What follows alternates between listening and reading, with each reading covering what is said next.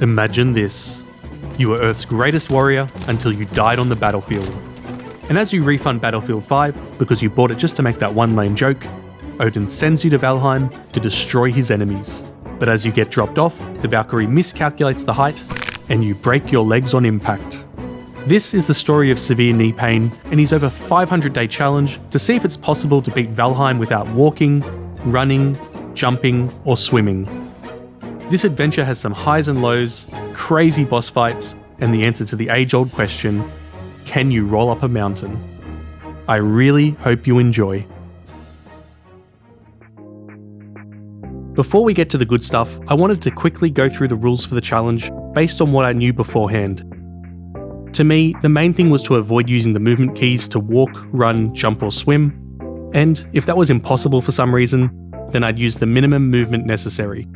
If I ended up making one of these movements by accident, then I'd have to make sure that it didn't advantage me in any way. Many attack animations slightly move the player forwards, and while I think our character has enough adrenaline in his veins to put up with this, there was one exception. The secondary attack of the knife is essentially a giant leap forwards, so I would avoid that too. Finally, I also decided on using melee attacks only. Why? Well, I wanted to make the challenge as difficult as I could. Turns out I shouldn't have, because it would already be way too much for me as it was. Now, because I'm even slower than the Valheim devs, all gameplay in this video was recorded well before the Ashlands update, so there are no spoilers for Ashlands or beyond. So, with that all out of the way, let's get into what happened from the beginning. To start things off, I made a new world on a random seed, and one traumatic event later, I found myself in the Meadows. Initially, I had two ways to move around, either by rolling, which was slow as hell, or by punching my way forwards. This was somehow even worse. Luckily, someone here had left the address and credit card number of the first boss, so I already knew exactly where I needed to go. As I began exploring, it dawned on me just how tedious this was going to be. But not wanting to give up that easily, I did everything you normally would at the start of a playthrough, like picking up resources from the ground, committing some light deforestation, and of course, hunting for food. All just a lot more slowly than usual. This was fine until I found a stream and started to collect the nearby flint. I hunted a neck, and when I tried to pick up what it dropped, I made my first massive mistake. Well, second if you count actually starting this challenge. I couldn't roll in such deep water, and attacking didn't move me at all. I was trapped. So severe knee pain did what all fearless warriors do when they find themselves in a waist-deep stream. Die. Even just to get back to my stuff, I barely survived my fights with a boar, gravity, and a greyling. All this, and I'd only made it about 10 meters from the spawn point. Great start. Luckily, things picked up from there as I spent the rest of the day slowly exploring the world and taking down any creatures that I came across, except for those that were perceptive enough to see me slowly roll towards them. I knew it would be very easy to accidentally walk by pressing the keys out of habit, so to make sure I didn't forget, I rigged a bomb to the W key on my keyboard. But my insurer started getting suspicious, so I settled for rebinding the keys instead. By nighttime, I'd found shelter, and I started to plan out my next moves. I had a lot of unanswered questions, but for the moment my aim was to hunt deer for the 2 trophies required to summon the first boss, Eikthyr. The rest, I would figure out as I went along. Throughout the next day, I searched for any deers that I could, targeting those that somehow didn't find anything odd that someone with an axe was rolling towards them. I got myself one of the 2 required trophies from this, and after a fair bit more exploring, I stumbled upon this 1-star deer. Thankfully, it wasn't any more suspecting than the regular variant. And just like that, I had the 2 trophies I needed. Now I know I've already gone on too much about how tedious this challenge can be, but you've never experienced a true adrenaline rush until you've tried crossing a small stream at night, not knowing if you'll make it to the other side, or be stuck there until you die.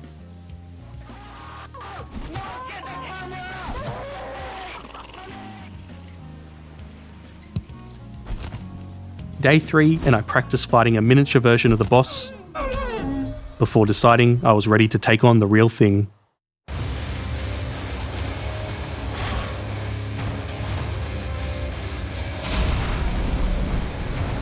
After summoning Eikthyr, I quickly realised that I was making a mistake by trying to roll towards the boss.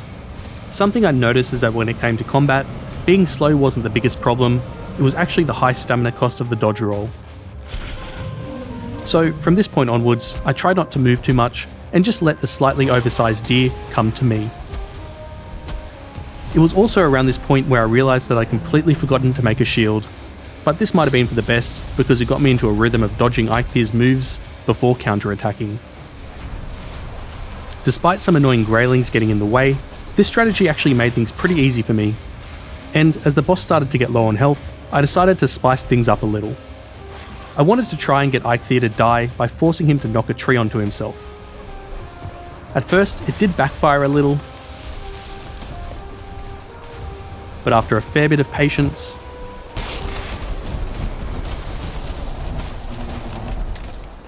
and because technically it wasn't severe knee pain that killed the boss, he was found not guilty on all charges. After a quick 6-minute trip back, I hung up the trophy. It was time to get my first power, which, after some extensive research, I came to the surprising realisation that it could not be any more useless. Nonetheless, I still used the power and rolled back to my new camp, feeling euphoric from the irony. By now, our hero was getting a sore neck from all the rolling around, and so it was time to make a raft. For some reason, I just couldn't roll along the surface of the raft to get to the controls. So instead, I built a platform to get closer and then weirdly teleported aboard, just as many choose to do in real life. I wanted to explore the coast to find the next biome, the Black Forest. I went in one direction and found just more meadows, so I turned around and accidentally crossed into the more dangerous ocean biome, which luckily resulted in no consequences whatsoever.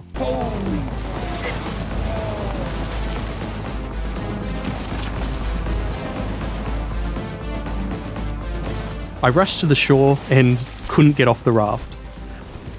I turned it around, and when I still couldn't escape, I decided the serpent had the right idea and teamed up with it to destroy my piece of shit raft. If you can't beat him, join him. I said my goodbyes to my new friend, and although the trip did end in disaster, on the upside, I'd actually crash landed pretty close to the Black Forest, so I decided to set up my new home here. I'll be the first to admit it wasn't too spacious, but it was all I could afford in this rental market. I spent the next few days trying to hunt the local fauna to extinction, and while I did take many lives, I'd like to think that even my victims would agree that I looked pretty fashionable in my new leather armour. The only possible exception being this 2-star deer that escaped death not once, not twice, but 3 times.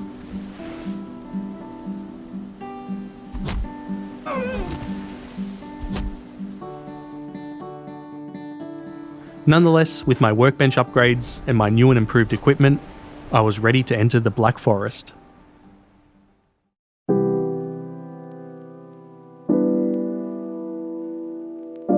The Black Forest was going to be much more difficult than usual.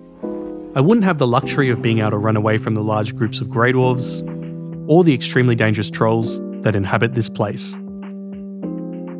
I was here to mine copper and tin deposits, chop down as many trees as possible, and, of course, plunder the burial chambers filled with the remains of loved ones, just to get my hands on these surtling cores used to make smelters and portals. Despite all that, I'm meant to be the good guy here. Along the way, I would hopefully find the location of the second boss, the Elder. Now, straight away, I've got some good news and some bad news. The bad news is that this is where I would occasionally start to jump by accident. I mostly rolled around by pressing jump while crouched, so if for some reason I wasn't crouching while trying to move forwards, I would jump instead. And in Valheim, if you take damage, you stand up. If you equip the building hammer, you stand up. And if you even think about standing up, you guessed it, a troll will come out of nowhere and cave in your skull. Now, the good news is that I could still see if it was theoretically possible to beat Valheim without jumping, because all the accidental jumping did was make combat much harder. It didn't help me in any way. Great news indeed. I think my first 2 journeys into Black Forest illustrate this pretty well. The first time, I ran into a troll almost instantly after entering the biome. In a 1v1, I thought I was doing pretty well. I felt confident dodging the troll's attacks while managing my stamina. And then, some Grey Dwarves showed up. At one stage, I was about to dodge the troll's attack when this dickhead right here threw a rock at me, making me stand up and jump on the spot just in time for the troll to hit me. And when I went back to finish off the troll, another Grey Dwarf hit me at the worst possible time, again making me stand up. Well, at least I got revenge on that very same troll not too long later. On my second trip into the Black Forest, I built a raft and sailed further into the biome. Like earlier, the only way I could get off the raft was by destroying it. But I messed this up and got myself stuck in the water. Now, I would have been stuck floating here until I died, but luckily a Grey Dwarf saw what was happening, and after throwing a rock at me, it decided to bravely push me to safety.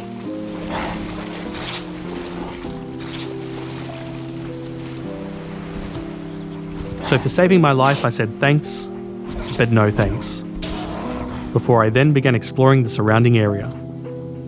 That evening, I started to mine some tin, which alerted a group of Grey Dwarves.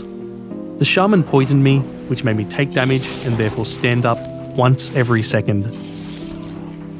I of course died and lost my stuff here. To even make myself a new raft, I had to get some more resources. But at least when that was done, getting back to my equipment was fairly uneventful.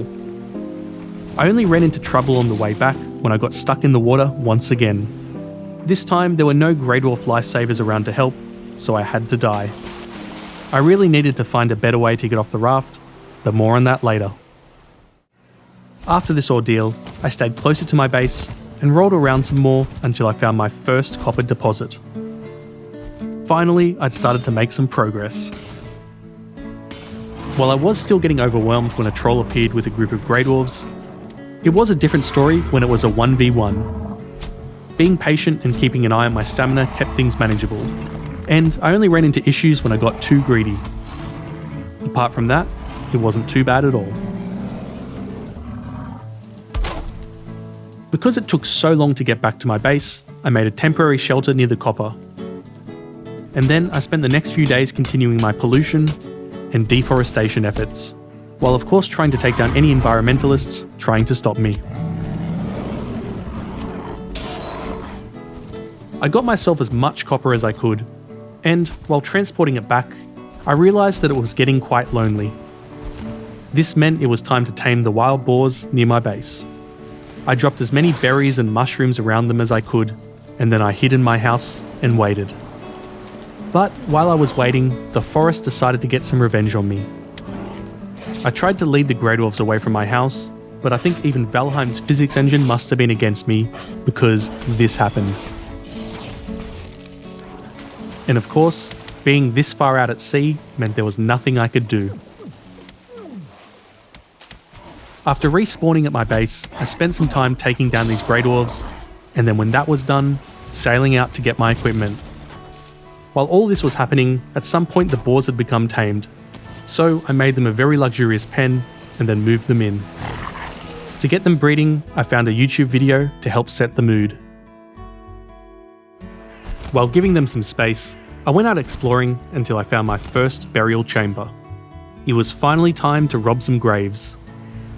My new Stagbreaker weapon worked great in the cramped areas, dealing effective damage to multiple skeletons at once. And while this tomb was fairly small, I found exactly 5 Surtling cores, which was the minimum I needed to start smelting metal. The only problem was that I couldn't get out of the tomb because I wasn't able to climb the step at the entrance. This brings us to today's saviour, sitting logs. Does this happen to you every time you try to get off your raft? Sick of feeling dread whenever you're confronted with a knee-height step? Well, sitting logs can save you thousands of skill levels by allowing you to disembark from rafts and climb stairs without any risk to your health. Thank you to Sitting Logs for saving this challenge.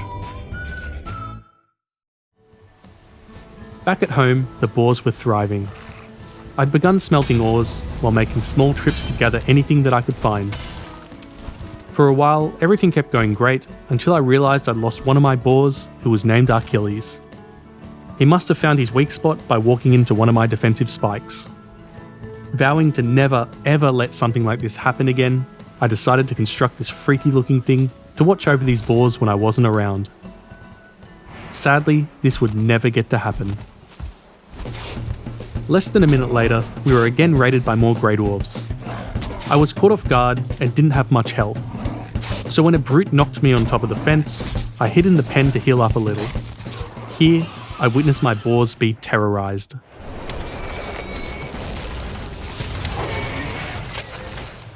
I tried to let them out, but I knew it was too late.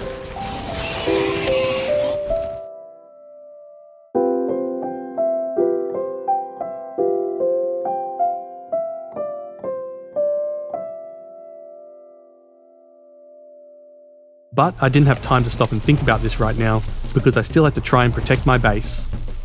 I couldn't outrun the massive enemies, so instead I tried to take down as many of these horrible creatures as possible. I was being hit so often that I didn't bother trying to roll until an opportunity presented itself. And I managed to lure them pretty far away from my base before I died.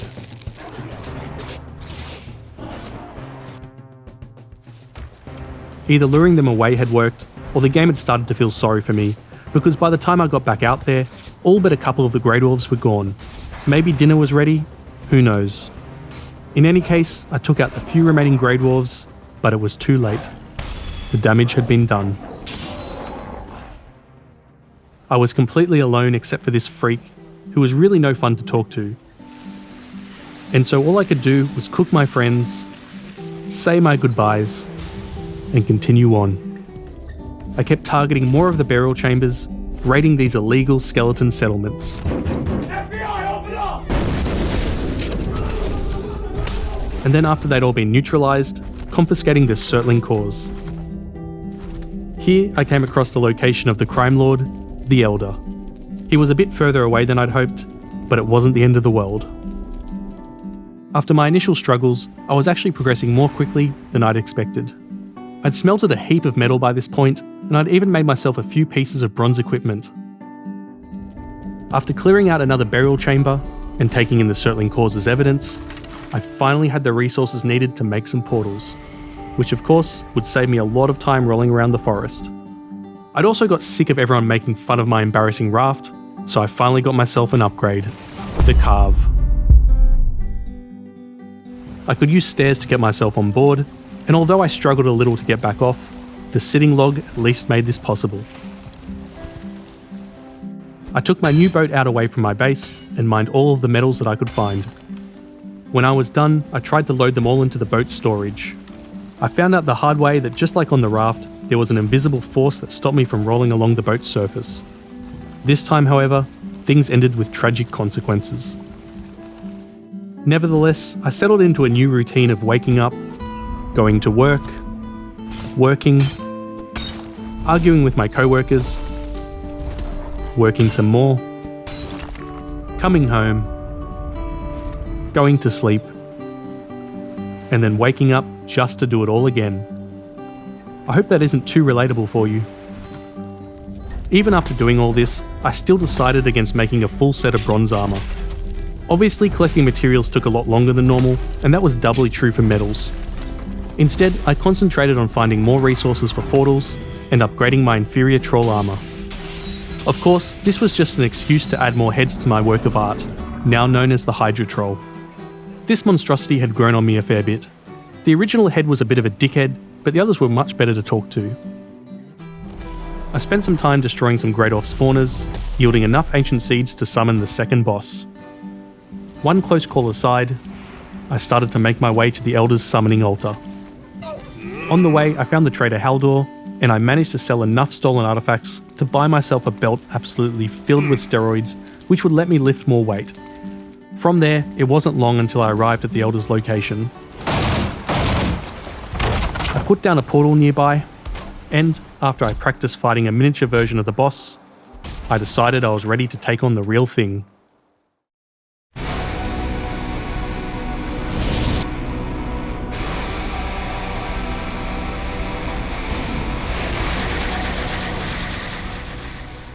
Now, I don't know if this method of killing the Elder was new, but I hadn't seen anyone else do it. And in any case, I was pretty proud of myself for coming up with it. You see, I made this pretty insane calculation in my head. Now, there's a cauldron filled with fire used to summon the Elder. So I first dug underneath the altar until I was directly under the cauldron. And then I made a platform so that the Elder would be able to stand on top of it, hopefully taking fire damage. Once it was set up, I summoned the boss and rolled as quickly as I could to the tunnel. I just waited here until eventually I saw the Elder start to take damage. The boss was just trying to move closer to me, which meant standing directly above me, and therefore in the fire. So now I could just leave my computer and do something better with my time.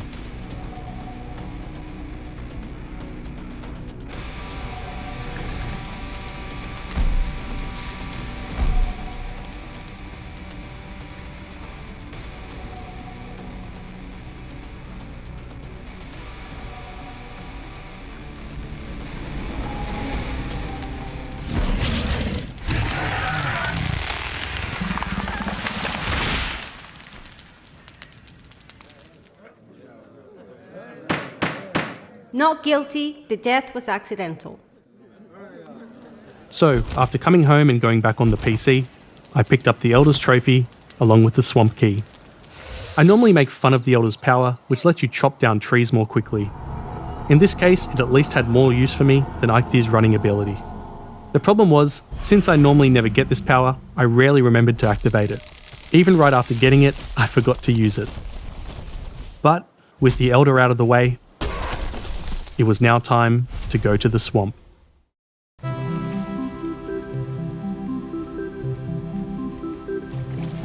It felt like the swamp was where the challenge really began. Not only was it home to many of the most aggressive creatures that I'd encountered so far, but even the weather would be against me. The constant rain reduced the regeneration of health and stamina, making movement even more slow, and that's not to mention filling the place with leech-infested waters. In the swamp, you'll be able to find the sunken crypts. These dungeons are filled with enemies guarding iron, along with some of the other materials which I would need to progress. Sometimes here, if I'm lucky, I might find a marker pointing to the location of the next boss, Bonemass. I don't think I have ever had so many things go wrong in Valheim like I would here. But I'm getting ahead of myself. At this stage, I was still getting prepared for the swamp. I used most of my tin and copper to upgrade a bronze mace as much as I could. It was a big investment, but blunt damage works well against most enemies in the swamp. Of course, poison resist potions were also a must. I made sure to say my prayers to the Hydra Troll before starting to explore the seas. Because getting off the boat took so much time, I didn't want to land directly in a dangerous area and get myself stuck. So I waited around until I found this fairly safe area surrounded by swampland. I made sure to calmly and expertly disembark from the cave before unloading the materials I'd brought with me. As I looked around, I knew this would be the perfect place to set up a temporary base.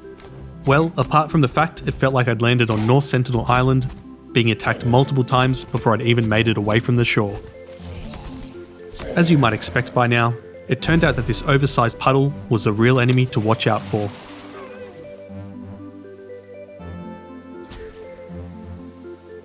Nonetheless, I started to explore the edge of this swamp until I came across my first sunken crypt. When I entered, I did what I bet almost everyone does in this situation. Hide behind the scrap piles, and while the enemies get stuck, just swing a giant hammer until everything is dead. I also got myself another easy source of food with the mushrooms growing here. Although personally, I don't know how much I'd trust eating something from this place. I made decent progress, starting to mine some iron, and, as if by magic, getting myself some turnip seeds to plant. Of course, there were some setbacks along the way, and, not to mention, one extremely worrying dream. Guilty! But overall, severe knee pain was now into the grind for iron. As you probably know, approximately 95% of this game is spent gathering iron. That's why Valheim even has its own category on Steam. Iron is used in a whole range of items, even in many of those found later in the game. So I needed as much of the stuff as I could get. My plan from here was to move from crypt to crypt, using a hoe to make a path over the water, taking a portal with me, and leaving the iron in a series of chests so I could then transport it all back at the end. Anyway, this seems like another great time for a montage, and so I'm going to reuse my song from the last challenge video because people seem to like it, and I'm creatively bankrupt.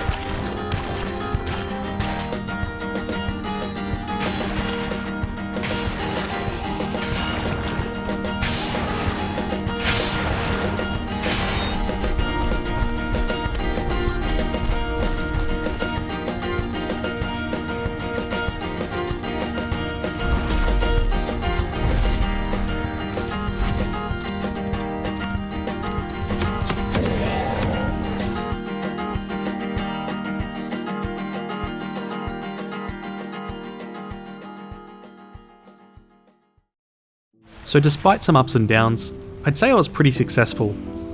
Apart from all the iron I'd mined, I'd found not just one, but 2 locations for the next boss, both of which were really far away.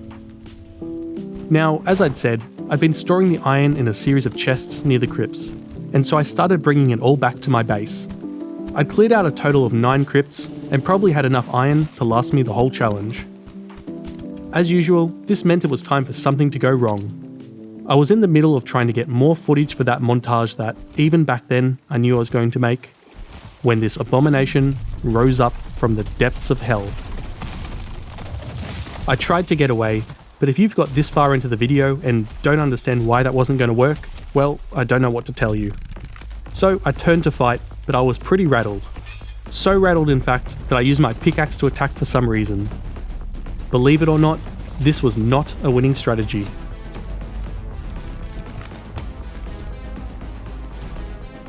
I still had my temporary portal nearby, so I got my equipment back pretty easily.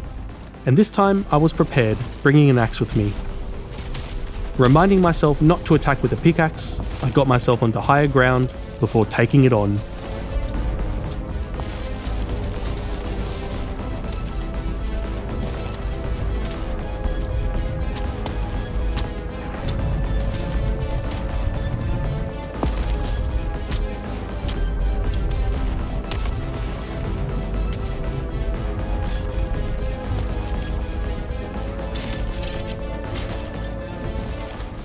I was so close to winning, but as usual I got overwhelmed when another enemy joined.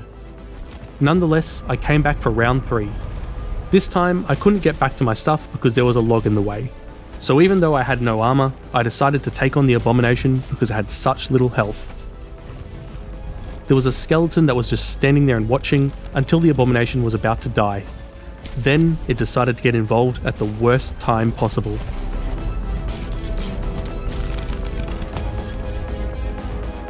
Although I was agonizingly close, round 4 ended up the same. The real issue was that every time I came back, the abomination moved closer and closer to my portal. And on round 5, the portal was destroyed, along with a chest with around 150 iron.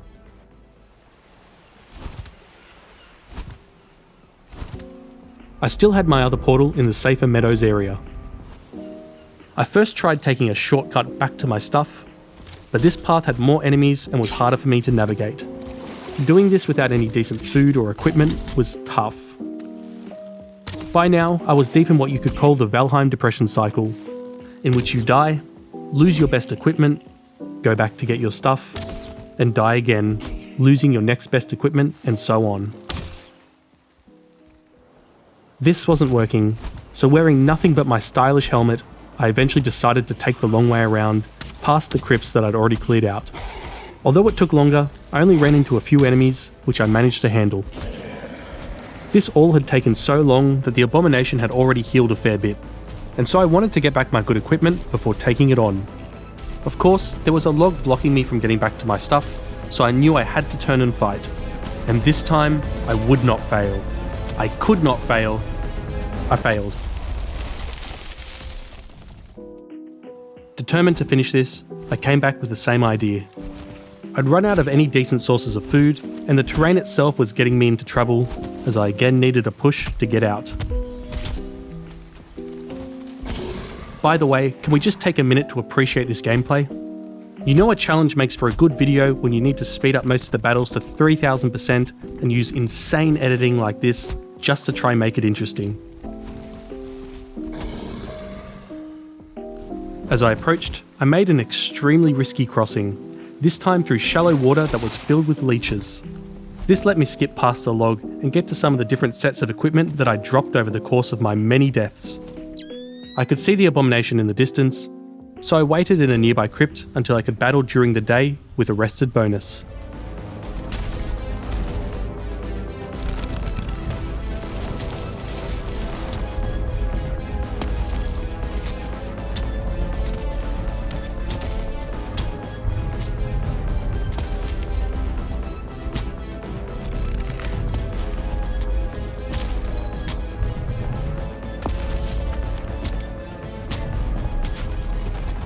The menace was finally dead.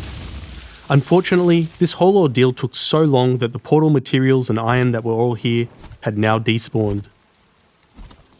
I did still have a lot more iron scattered throughout the biome, so I resumed my trafficking operation. Things went pretty smoothly.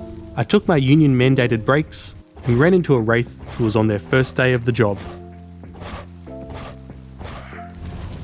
I'd finally got some iron back to safety, and so I began smelting while setting up a base. The copper and tin ore that I originally brought here was enough to make a forge, meaning I wouldn't need to sail back just to make iron equipment.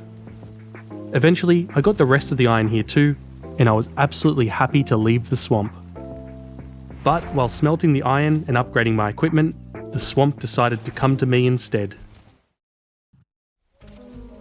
I tried to lead them away from my base, but I didn't get very far. Being in the open with archers firing at me essentially made me stun-locked, so I was trapped here, barely able to move, until I died. For a second time, the Valheim depression cycle took over, resulting in more and more deaths. This wasn't working, so I had a new idea: gardening.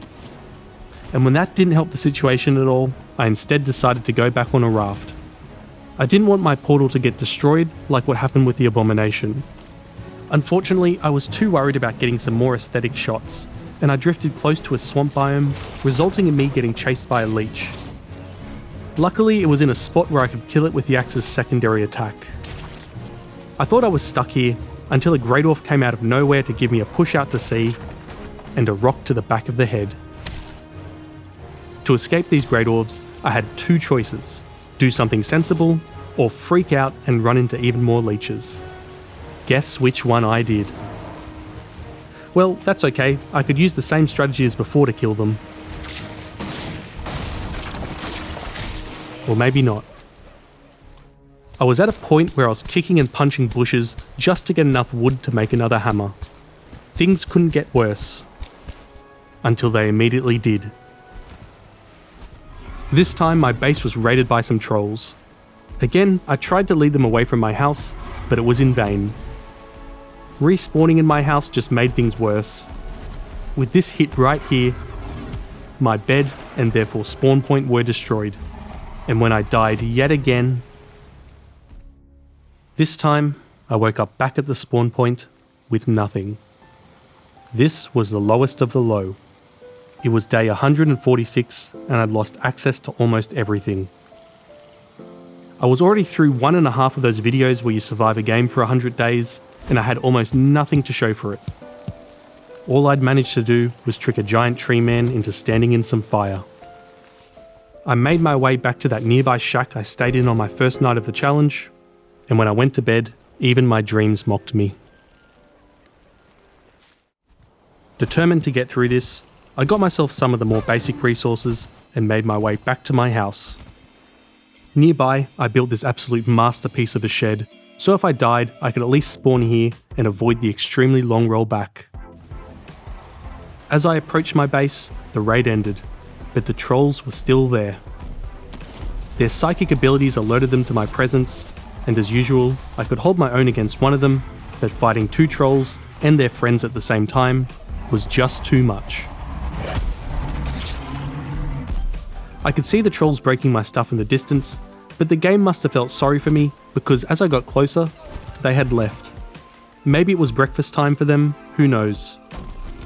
Luckily, all of my things were still there, so it didn't take me long to rebuild. At this point, I thought 100 cinematic shots weren't enough, and I needed to get one more. And I couldn't believe it. So yet another troll raid. I again tried leading them away, and I definitely made it further than I expected. In fact, I survived for so long that just after I'd respawned, this new raid ended as well. The trolls were still there, and to try stop them smashing up my base, I made an escape back to the swamp to try and get my good equipment there. Although the raid here had also ended, the mobs were still around. But this is where my luck started to change. For a bit. The game's mercy rule must have kicked in again, because when I died and woke up at my base, the trolls had left. On one hand, I was glad that the trolls were gone, but I was also disappointed that I couldn't kill them, as the Hydra troll had started to demand more heads. My home was now safe, but I still needed to secure the swamp base. After everything that had happened, I really couldn't be bothered with another slow raft trip, so instead, I risked going through the portal. The enemies were still waiting for me, and I got hit straight away. But at least I managed to lead the mobs away from there before I died. This meant on my second attempt, I could put down some defensive walls without being attacked. I then used the house as cover to retrieve some equipment and take out the enemies one by one.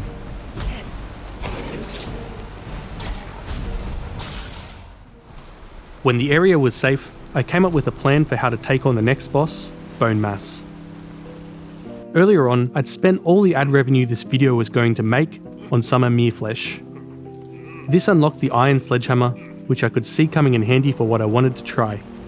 To craft it, I needed a decapitated head, which, just like in real life, I had a few displayed on the side of my house. After all I'd been through, it did hurt spending so much iron on the sledgehammer, but at least I was now ready to pack up my stuff and go to the next boss. To make sure I would get there safely, I made myself a better boat, the Longship. I climbed up the ladder to see if I could roll along the surface. And when I tried to get back down the ladder, yep, I was stuck again. It wasn't all bad. I found a safe way to load metal into the boat's storage by building a bridge across. I could still roll off some stairs to get aboard, and after picking up what I dropped from that last death, I was off. It was a very long trip, but one uneventful voyage later, I was near the swamp biome that was home to Bonemass. Still, I needed to land first. I put down a workbench and portal so I could at least get back here in case I died while landing. Worse than being attacked, the enemies mindlessly ran into the ship, pushing me back out to sea. I made a sitting log on top of some stairs, but every time I tried to get close enough to use the log, I was pushed away. Keep in mind, the keys to control the boat are the same as for running, and every time I built or repaired something, I would stand up, so I had to take care to only move the boat while sitting. In the end, it took me 12 attempts to get it lined up right, and I finally managed to get off the boat. To make my way to the boss's summoning altar, I cleared out the area of all enemies and placed campfires to stop them from respawning. I found some crypts along the way and picked myself up more iron to make up for what I'd lost. The sledgehammer already started to pay off here. Anyway, after all that, on day 167, I was finally ready to take on Bonemass.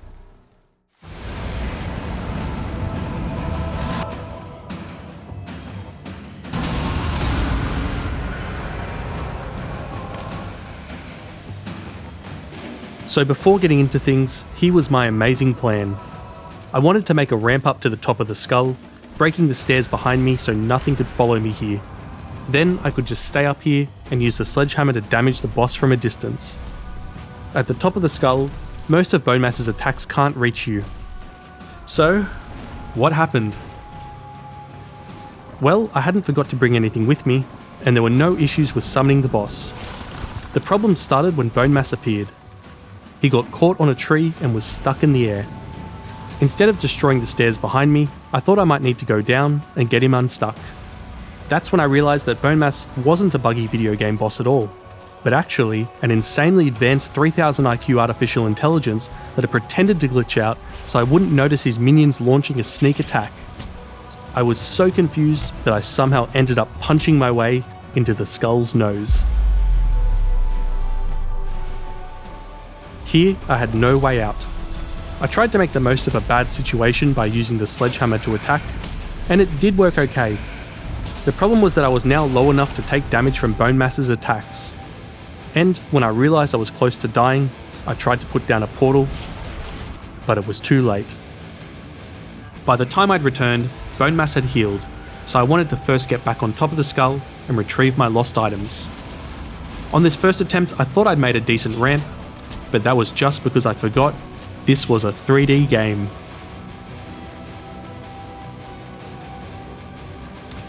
On my next attempt, I got poisoned, making it hard for me to move.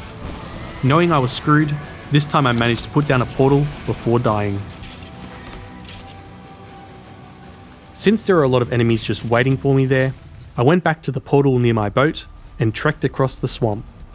I wanted to try lure Bonemass away from the skull by saying mean things about him, but he didn't want to move far away. Instead, I decided to get myself killed and then portaled back directly to the skull. It didn't work on this occasion, but the strategy seemed promising, so I decided to keep on trying it. What followed was a series of absolute disasters.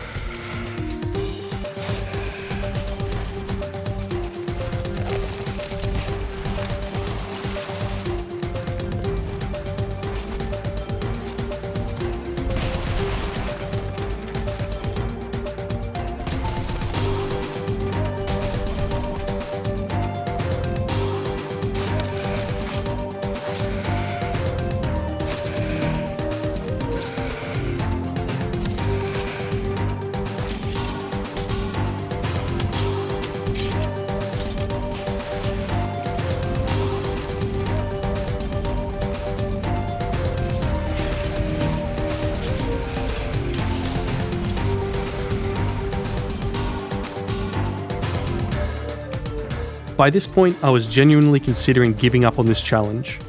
As a final effort, I made whatever I could and tried my luck once more. Strangely, as I approached, the area was as empty as my plans on a Friday night, and I easily managed to get some of my belongings. I made another ramp to the top of the skull, and after narrowly avoiding a fall into the nose socket, I finally got access to my good equipment. To play this safe, I made a portal that would have been out of the reach of Bonemass. I followed OH&S best practices to stop myself getting trapped inside the skull, before doing to a skeleton what I should have done the first time around. Bonemass still hadn't appeared. I was getting worried this was another 5D chess move, but I decided to risk it and leave the skull to recover the lost materials from my many deaths. But then I saw where he'd gone. One of my times trying to lure Bonemass away had worked too well, and now he was stuck on some trees. I found a spot where my sledgehammer would reach him, but most of his attacks couldn't hit me. This is when I realised that Bonemass was in fact just a buggy video game boss. Anyway, after standing here hammering the ground over and over, Bonemass got bored and passed away in his sleep. For this whole ordeal, I got myself a wishbone from a semi-digested chicken that was still lodged in his stomach, along with his massive head, which luckily somehow fit in my pockets. This Bonemass trophy gave me access to a legitimately strong power that grants a minimum of 50% resistance to all physical attacks. And if you've noticed, I do get hit a lot, so this was extremely useful for me. I filled up my boat with medals and started to make the trip back to my base. On the map you can see all my deaths from the Bonemass fight, along with some more crypts I could come back to if I needed more iron. But for now, I was done. So after yet another uneventful trip, severe knee pain arrived home. He was exhausted and ready to finally get some sleep. Never mind. As I unloaded the metals, I decided this was the time to make a proper base, one made of stone that wouldn't get broken in about 2 seconds by a troll.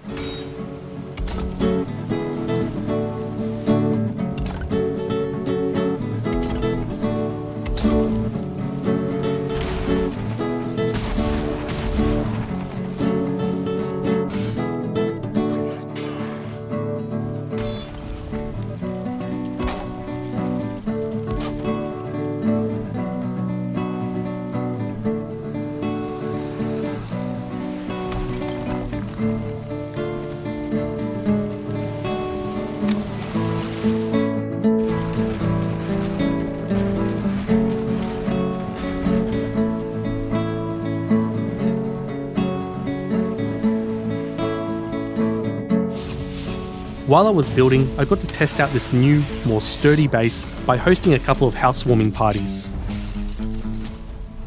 Not only had I given myself extra room inside the house for future crafting tables and furniture, but I had a large outdoor area with a kitchen, crops, smelters, and fermenters. I'd even built a dock that made it so much easier to get my materials and myself on and off my ship. I got this land cheap due to extremely rare minor flooding, which turned out not to be that rare or minor. Nevertheless, I was happy with what I achieved, and with my new and improved armour, I was ready to move on to an even bigger challenge.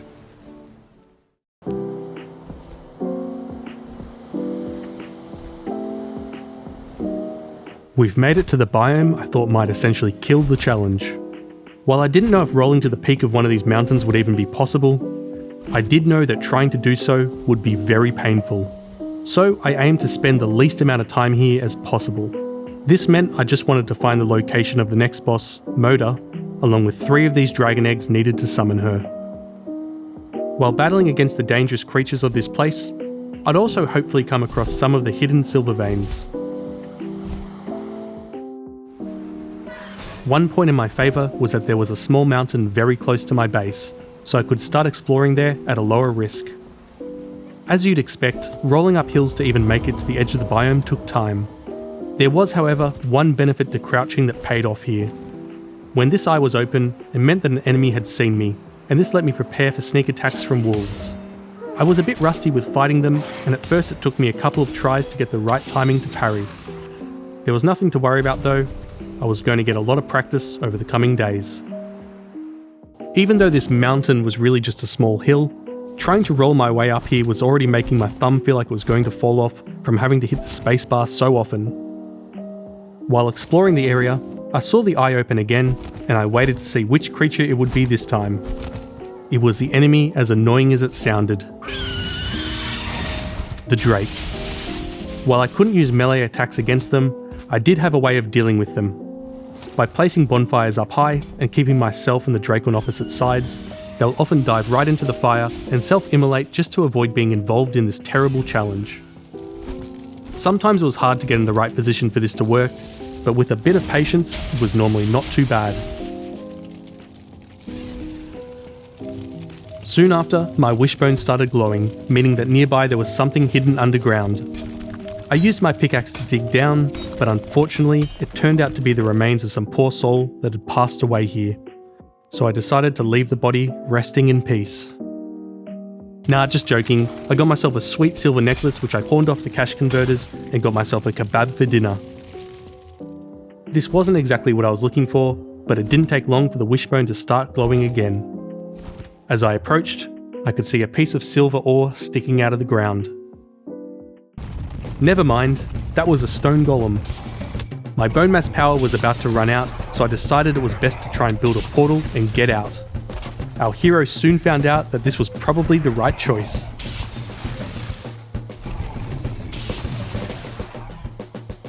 I couldn't get far away enough from the golem to build anything until some wolves thought taking on this massive monster made out of stone was a smart idea. Right as I made the portal, the stone golem attacked once more, and I just made it out alive. After taking that massive hit to the head, I immediately felt much better by taking some refreshing paracetamol, and then having a well-deserved lie down. I waited until the Bonemass power was ready before I went back through the portal. The stone golem was still there, and this time some drakes got involved. Luckily, they didn't get along with the stone golem either, so they made to be a good distraction. As with the trolls, I tried to keep my stamina up and remain patient. When my power was active, my equipment was good enough to successfully parry the golem. I would then have a few seconds to roll over to it and attack while it was still staggered.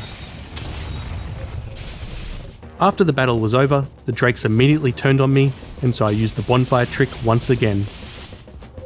I could finally get back to searching for the hidden items, and this time I found what I was looking for: silver ore.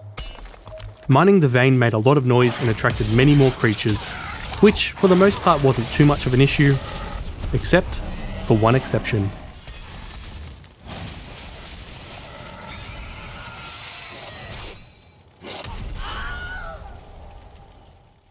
After that setback, I continued mining until the entire silver deposit was depleted.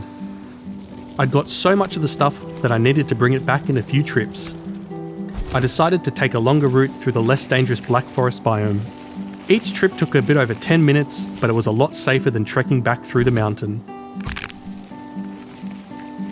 I'd like to point out that when I got raided by more skeletons, they eventually decided they were too tired to keep on fighting, which was exactly the cope I too would come up with if I was getting this utterly wrecked. After that was taken care of, I put up with some more minor flooding and got myself some new equipment that would protect me from both the creatures and the cold, helping me finally beat my addiction to frost-resist potions. There wasn't anything else interesting on the outside of this small mountain, so I tried to explore a frost cave. I got a few of the admittedly less important materials found here. They weren't a big deal for the challenge, but would allow me to make things in the base for a greater comfort level. I wasn't too concerned with the different varieties of enemies you find here, as the Iron Sledge took care of them pretty easily. I was actually much more worried about getting trapped in here, as the cave was pretty uneven, so I only explored a little before using a few sitting logs to get back out. There was one final thing I wanted to try out. Enough time had passed that the pain of losing those boars had faded, and I was ready to tame some wolves. I dug a hole at the edge of the biome and kept digging forwards until I managed to get their attention.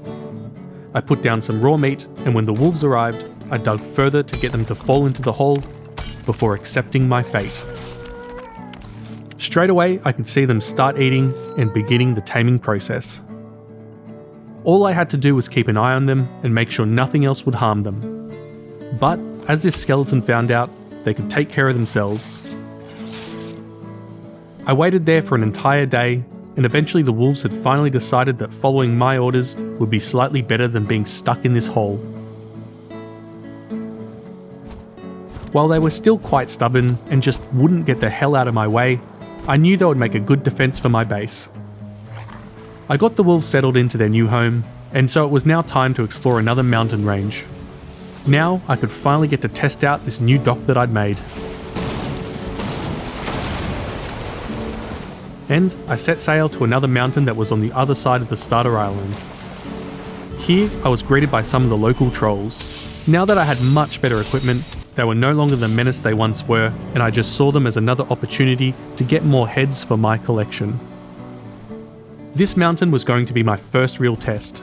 Even getting to base camp was a struggle. Still, a few minutes of mindlessly pressing the spacebar and I was at the edge of the biome. I set up a portal here and ventured in. As you'd expect, in many places this mountain was too steep for me to roll up. When this happened, I had three options. I could use the pickaxe to carve out a path into the slope. I could build a set of stairs and then roll up that. Or, and this was the smartest option, I could just uninstall the game and stop this madness. As best I could, I used a combination of the first two of these options, but they both had the side effect of grabbing the attention of any nearby creatures. Since there wasn't much room in which to maneuver, I found that it was harder to both dodge attacks and trick the Drake AI into flying into the fire. Still, if I could find the right spot for the bonfire, the method would eventually work. I knew this would be a daunting task, and being on the side of a steep mountain had other obvious dangers. But I slowly made progress, making enough stairs to get to flatter ground where I could place a portal and get out of the biome as nighttime set in. While this would let me avoid the most difficult enemies, it also meant that more creatures would respawn every day. At least the wolves were less of a pain, as I could quickly use my weapons to kill them, but the drakes would force me to stop all progress and retreat back to my bonfires.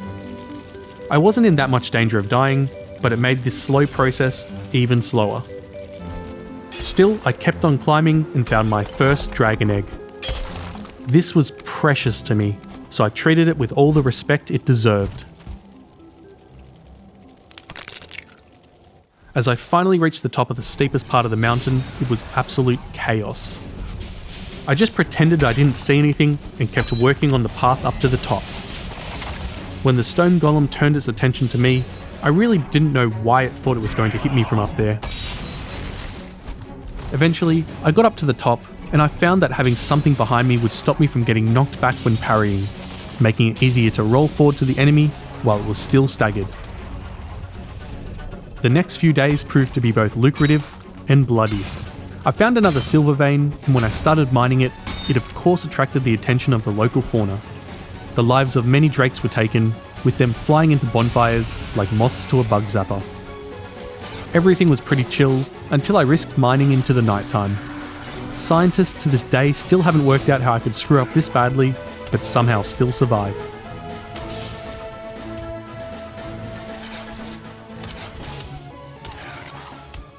I continued up the mountain, and while searching for yet another silver vein, I found a second dragon egg. Now, one thing I need to point out is that because gathering materials took so long, I'd started to try and cut corners and save on the good sources of food whenever I could. This diet left me pretty vulnerable to sneak attacks, especially when I clearly wasn't paying attention. And since I'd forgotten to build a portal up here, I had the extremely fun task of rolling all the way back up to the top. I'm pretty sure it was around here where my keyboard caught on fire. I don't know if it was from inhaling too much burnt plastic, but it felt like my luck changed for the better, as it turned out I actually stumbled upon two silver veins connected together. I had a lot of silver piling up here, and so it was time to start taking it back down to the boat over a series of trips. On my first trek, I found out that it wasn't just the creatures that kept on respawning all the time, but also the dragon eggs. You'd think the dragon would have learnt not to leave eggs where they would get stolen, but I wasn't complaining because this was the third and final dragon egg that I needed. At the boat, I'd made this ugly bridge to let me load things aboard. During one of these trips, I managed to get killed by the most cunning, dangerous, and stealthy of all the creatures in this game. The deadly, stone-throwing Grey Dwarf. After admitting defeat to the superior intellect of the Grey Dwarf, I moved the rest of the materials onto the boat. And while I'd already made it pretty far up this mountain, there was still a lot more to explore. To build a path to the top, I again used a combination of mining into the stone and placing stairs. But at every turn, I had creatures stopping my progress. First, I was raided by those annoying bats, and then afterwards, there was a drake that just wouldn't leave me alone. And finally, well, there were even more drakes. Still, I persevered, and as I continued up the mountain, I saw another interesting building in the distance. Despite some extremely shoddy workmanship, I was able to make it over there. Waiting for me was the location of the next boss, Moda, and she wasn't all that far away. But before this, I wanted to sail all the silver back to my base and use it to upgrade my equipment.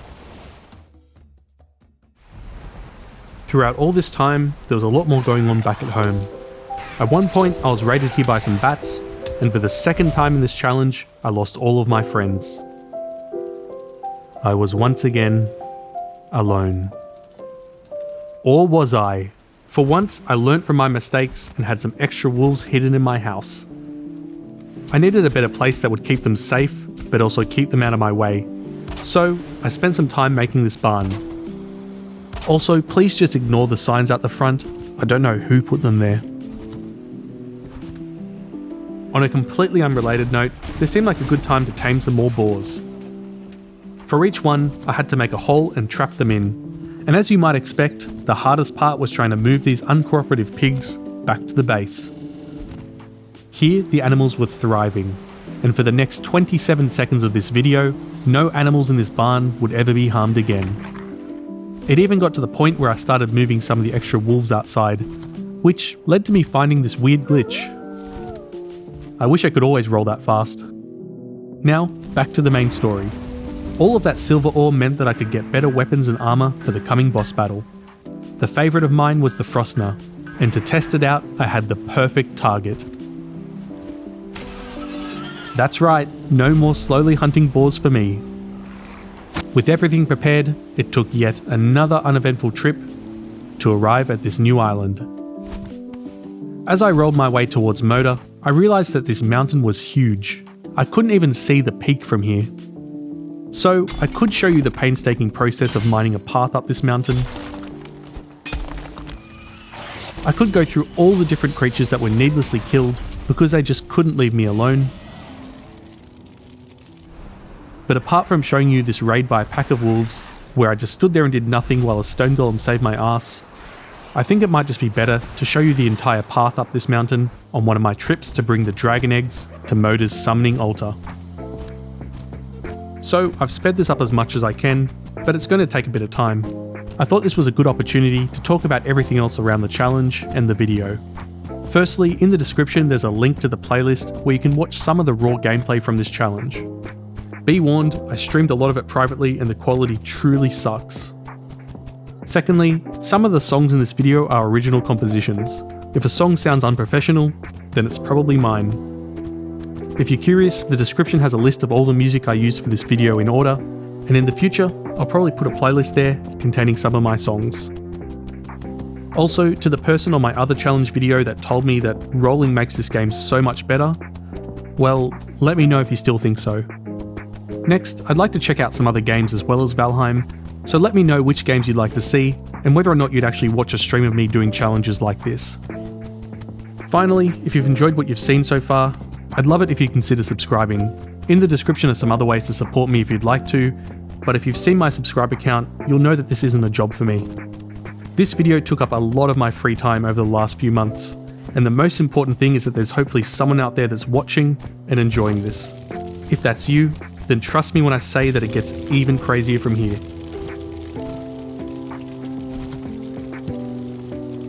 So I'm not going to say that rolling all this way was comparable to climbing a real mountain, but I will say that I'm pretty sure that Edmund Hillary and Tenzing Norgay never even made it past the Black Forest.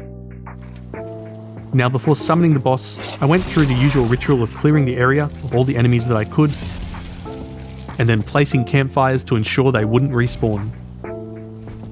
Around this time, I also managed to hit yet another milestone. And finally, if you're wondering what happened to the stone golem that saved my life, well, it was blocking my path, so I tried to mine underneath it to get it to fall down. This worked a little too well. It was trapped there, and with my eyes filled with tears, I put it out of its misery.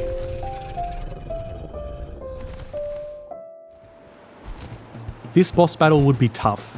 Moda spends most of her time in the air, and since I wasn't using any ranged weapons, I wouldn't be able to do any damage to her there. There was a blizzard destroying my FPS, so I decided to set myself on fire and see if it would help. It didn't. So, after eventually getting up the steps, I was finally able to summon the boss.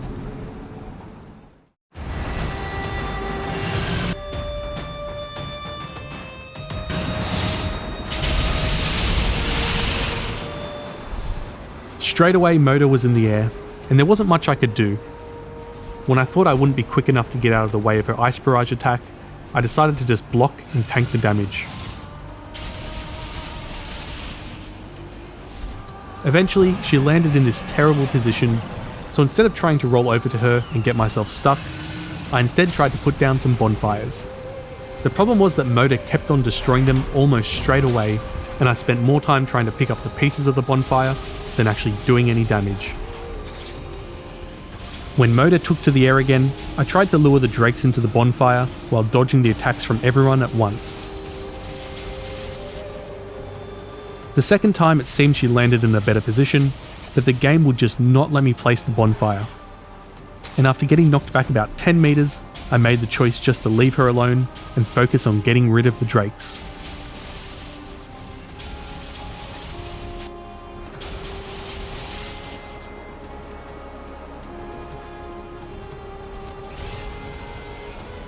Once it was down to a 1v1, I blocked a few more of those ice barrage attacks before Moda once again landed in a decent position.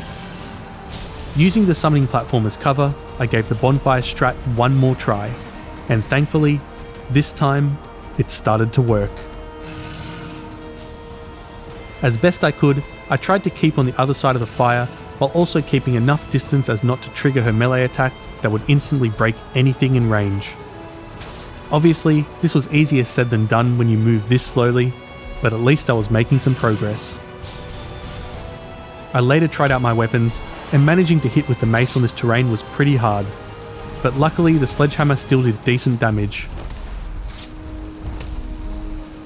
After this, I got myself into a rhythm of placing bonfires whenever I could, or otherwise, using my weapons.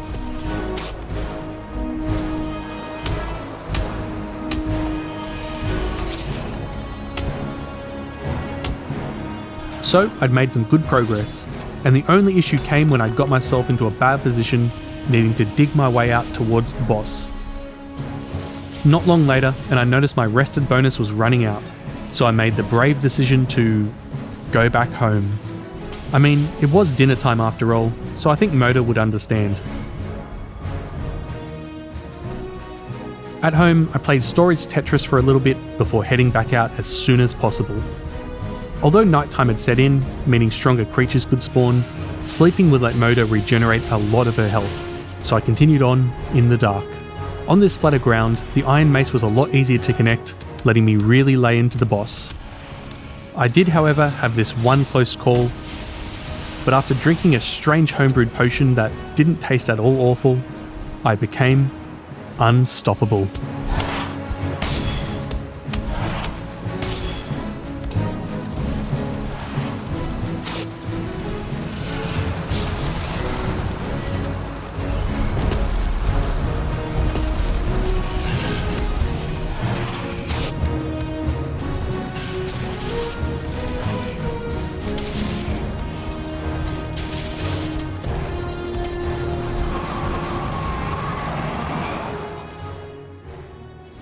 After the battle was won, I picked up the Dragon Tears along with Moda's trophy, which I promptly hung up and never thought about ever again.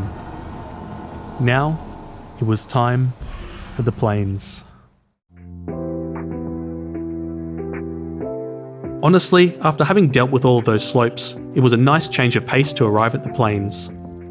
I wanted to find these Fueling villages, which contained most of the important items I would need. 5 of these Fueling totems are used to summon the next boss Yagluth, and the vile creatures that inhabit this place drop black metal. Sometimes here, you can also find flax and barley. I would only need to steal a little, and then I could start farming it myself. In my previous sea voyages, I'd marked down a couple of Fueling villages, so I set off to the closest one. I landed in the nearby Black Forest and rolled my way to the plains. Not long later, I met the local inhabitants, the Fuelings. The frost damage from my weapon was great at slowing them down, so I could catch up to them between their attacks.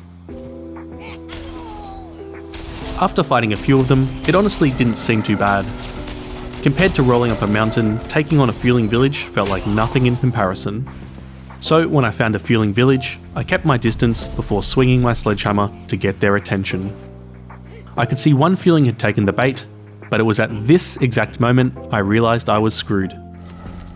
Knowing I was about to die, I tried to take at least one soulless Fueling with me, but I couldn't even manage that.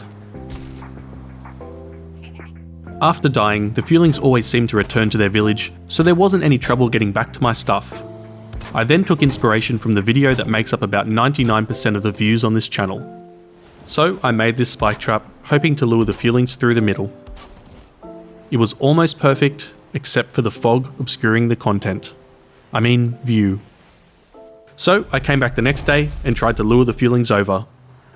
To make sure they actually went through the trap, I removed the stairs and blocked them off with a fence. Now, it was time to play more Valheim Pinball.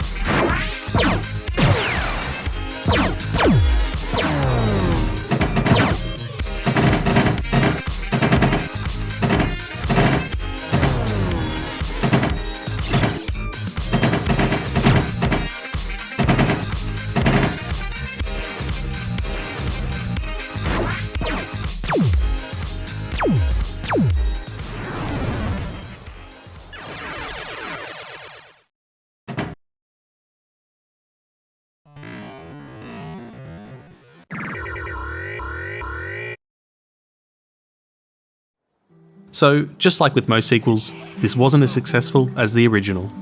The trap was too far away for a lot of the feelings, so I had to come to them. It was here that I managed to do the only pro-looking thing that I've ever done in this game.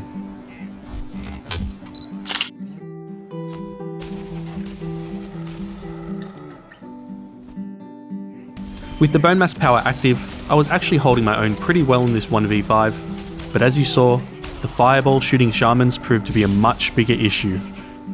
When something like this happened, I'd retreat back to safety. Even if I died, it made it much easier to get back to my belongings. From here, I just kept repeating this plan, hoping to lure over a couple of feelings at one time. The problem was that I could never know how many feelings I would attract, and things could go south very quickly. This time, I found out that it was a lot harder to get my stuff back when it was right next to a village. While dodging the feeling attacks, I needed to retreat back towards my trap just so that I would have enough time to put on my armour. Have you ever tried to put your pants on mid-battle? I don't recommend it. Anyway, I took both of them out pretty easily. I ignored the flames and put on a shirt before heading back more determined than ever. This time, with the Bonemass power active, I finally cleared out the remaining survivors. I looked around and found some barley, which, while useful, wasn't as important to me as the flax. However, I did come across this lox, which just did not want to leave me alone. I couldn't outroll it, so I turned to fight it while my Bonemass power was still active. But the lox had other plans.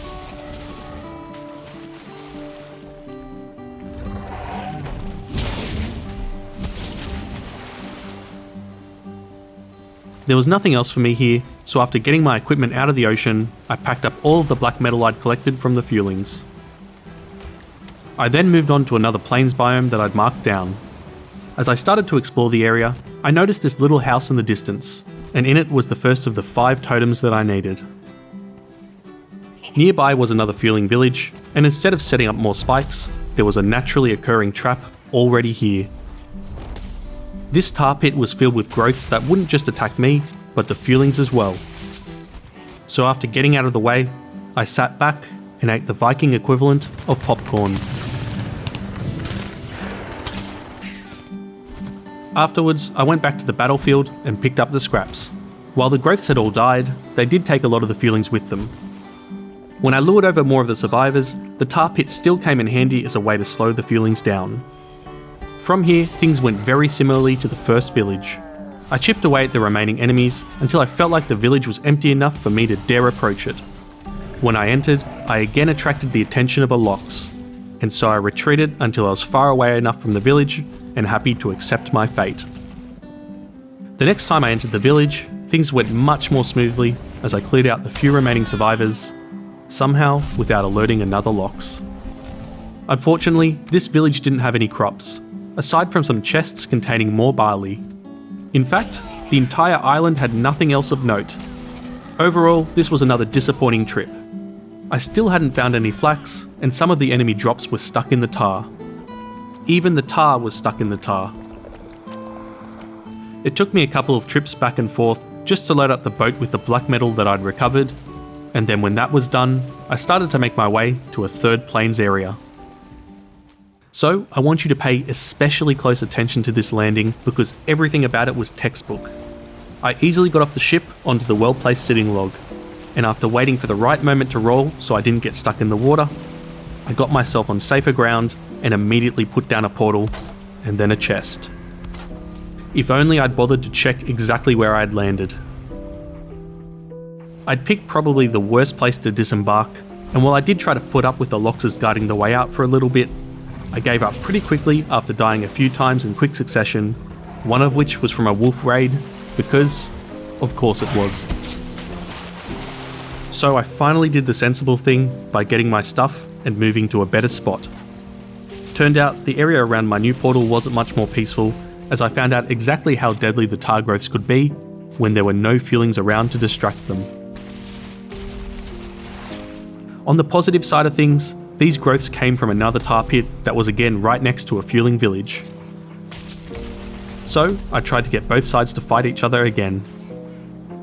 Unfortunately, this time both the growths and the fuelings knew what was up, and everyone decided to team up and target me first. My biggest regret when dying was that I didn't get to see exactly how this battle panned out. All I know is that there must have been many lives lost between the two sides. I easily snuck back to my equipment, which was actually close to a flax plantation. It was only when I got nearby did the fuelings guarding it see me, forcing me to retreat. They followed me, but the few remaining growths distracted them, which bought me enough time to put on my armour. I will admit I did feel quite uncomfortable getting changed right in front of this fueling, especially when he started laughing at what he saw. From there, I was back doing Odin's bidding by trying to exterminate as many of these horrible green creatures as I could. The shamans were again my biggest issue, and twice I had extremely close calls, only just surviving against them. I couldn't wait to start making fire resist potions.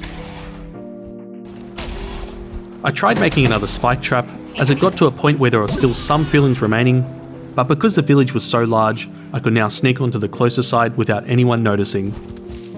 This time, I could finally get to the flax without issue. Instead of continuing to fight, for the moment I just wanted to find a place to plant all of the barley and flax that I'd collected. There was one thing to take care of first. If you give 3 berries to a Lox, instead of chasing you to the ends of the earth, they'll instead become tamed and give their lives for you. After I felt like I dropped enough berries on the ground, I very, very slowly rolled up the stairs and got to safety just in time. Later on, the Loxers were tamed, and to stop them from running off, I fenced them in small pens that I'm sure they easily could have broken out of if they wanted to. I also took some more time to make sure the whole area was completely covered in campfires, so no death skeetos would spawn nearby. This was the perfect place to make a farm. Flax and barley only grow in the plains region, so planting it in an area filled with tame Loxers and easy access to the ocean was ideal. I just wanted to get my Loxers inside the walls and breeding before a raid could take them out. I made sure to give them some more leg-related names so that I could increase my attachment to these fictional creatures. When everything was ready, I closed the 2 Loxers together in a small pen and waited nearby. When the first Lox calf was born, I wanted to keep it safe from any enemies. I pushed it into a corner, built stone walls around it, and I made a roof over its head, making sure just to leave a few holes for enough oxygen to get in. Then it was time to plant the flax and barley. Harvesting each crop yielded twice of what was planted, so I was just going to keep harvesting and replanting until there wasn't any more room. I made myself a small shelter, complete with a workbench and a forge, and after securing a second Lox calf, the farm was ready. What I loved about this is that things on the farm would grow whether or not I was there. So this meant I could spend time on much more productive things, like getting myself overwhelmed fighting with more feelings from that nearby village. And when that was done, I could come back and maybe even find that the baby Loxers had all grown up and they were now glitching into the ground from how big they got. Turning my attention back to the fueling village, I'd wiped out enough of the inhabitants that I could now clear out the rest of the place. Most importantly, this got me 2 more fueling totems, bringing my total to 3. In order to smelt all of the black metal I'd been collecting, I had to load up my ship with everything that I'd got before making another extremely fun trip back to the base. I unlocked a whole range of new things. Between this and taking care of my farm, I was multitasking so efficiently that even the crops couldn't keep up with me. Around this time it got to the point where I had extra flax, which I could now start to process into linen thread for the new armour. This also let me make something I've been looking forward to since the start of the challenge. Oh yes, the lock saddle. Now the controls were a bit off because they normally correspond to WASD, which I had to rebind, but once I got going it felt like travelling at light speed compared to just rolling around. I took Gastrocnum and began to explore. While I moved so much more quickly, we were an easy target, and I often had to stop and kill any death skeetos terrorising my locks. Doing this would give Gastrocnum a chance to run off, and involve us in battles I really didn't want to be a part of. Further onwards, and we found another fueling village to target. I put down my spare portal there so I could come back and check it out later. We kept exploring until I saw something very familiar in the distance. I knew at the time how important this was because I remembered to zoom in with the UI turned off for this cinematic shot. I approached these stone fingers, and here I found exactly what I suspected. This was the summoning altar for Yagluth. I didn't have the materials for another portal, so I had to return for now and come back later. With Gastrocnum back home safe, I started to prepare for the next boss battle. All I was missing were 2 more totems to summon Yagluth, and so I spent time getting myself more resources, smelting black metal, baking some locksmeat pies, getting better equipment, and watching more crops grow before my very eyes. I even found another potential troll head for my collection, and seeing how easy they were to take down now really showed how far our hero had come. This was when I hit day 365, and so severe knee pain had the day off to spend time with loved ones and have a few drinks. Still quite hungover, the next day severe knee pain was back to work, targeting that fueling village that I'd found while exploring. It was amazing how this played out almost identically to the other villages, but unfortunately there weren't any fueling totems here. It was time to take trusty Gastrocnum on another trip out to explore. He'd been helping me out a lot, so I was thinking of retiring him 3 days after this trip. There was another fueling village near the boss's summoning altar, which I wanted to check out, but for some reason, I stopped to build a portal in the worst place possible. I really wish I remembered why I chose this spot, because looking back, I have no idea. Maybe I thought we were further away from the tar pit than we actually were, but whatever the reason was, this decision ended up costing me the life of my friend, and not long afterwards, my own as well. Just like that, I was back into the Valheim depression cycle, this time also trying to keep the portal intact. If it got destroyed, then getting back here would take ages. I died over and over again, including 3 times in a row where I got killed right as I teleported back in. On the attempt after this, I managed to rebuild the workbench just in time for it to shield me from the growth as it destroyed the portal. It then turned into a game of cat and mouse, with me freaking out in the build menu, trying to rebuild both the workbench and portal before realising I didn't have the materials to do so. Eventually, I picked up everything I needed from the ground, and after I rebuilt them both, I then searched for my better equipment, and I finally got revenge on those growths. To celebrate my victory, I went and checked out the nearby house, and inside, I found another fueling totem. There was still the village that was here, and thankfully, for the last time, I went through the same cycle of killing as many fuelings as I could until getting overwhelmed and dying. Eventually, I was able to sneak into the village and claim my 5th and final totem. So I had everything I needed to spawn the boss. On the way back to my portal, I noticed some wild loxes had moved near Yagluth's summoning altar. And so once again, I knew I couldn't beat them, so I would get them to join me. Just like I did with the wolves, I decided to leave my equipment at the base and go on a couple of suicide runs where I tried to tame them by dropping as many cloudberries around the Loxes as possible. I did pretty well on my first try, but just to make sure, I went back for a second time, and once I dropped all of the berries, I had this awkward moment waiting for the Lox to kill me.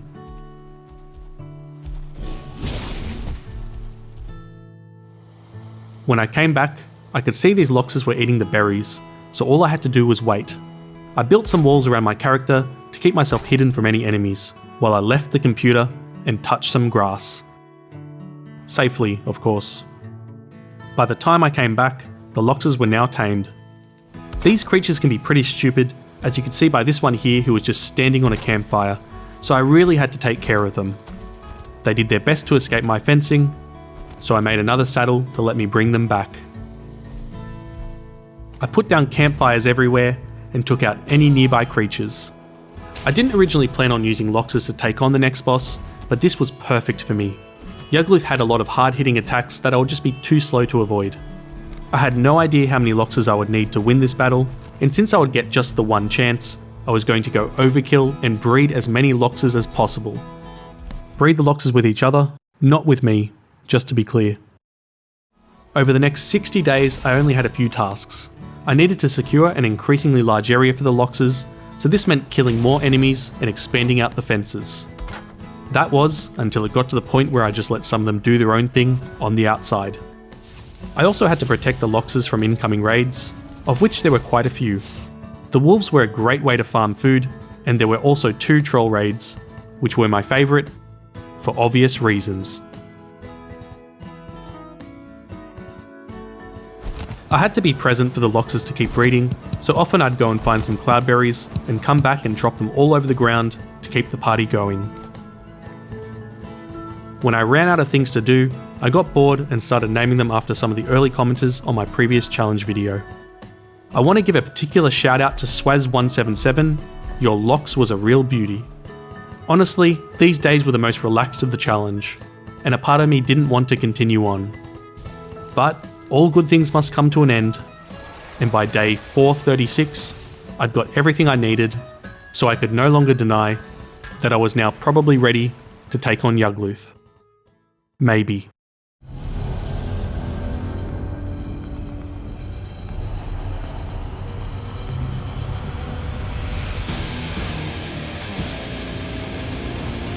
Before starting the battle, I first had to break some of the fences to make sure the Loxes could actually get to Yagluth regardless of where he spawned in. When that was done, I struggled to see what I was doing as I placed the totems and summoned the boss. As Yagluth crawled out of the ground, he was greeted by a bunch of Loxes running over to attack him. All hell broke loose, and I could only see 2 things. 1, Yagluth's health was going down fast, and 2, the insides of the Loxes. This was looking like it was going to be easy, but as the crowd moved away from me, Yagluth struck back. With a second attack, it seemed like pretty much all of the Loxes were dead, so I decided to go in and fight and just try and block all of his attacks because I'd be too slow to avoid them. I don't even know where this Lox came from, but this seemed like the best chance to attack.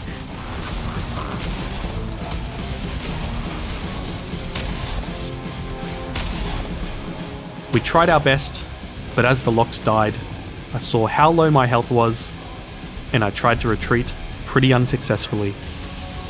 Well, completely unsuccessfully.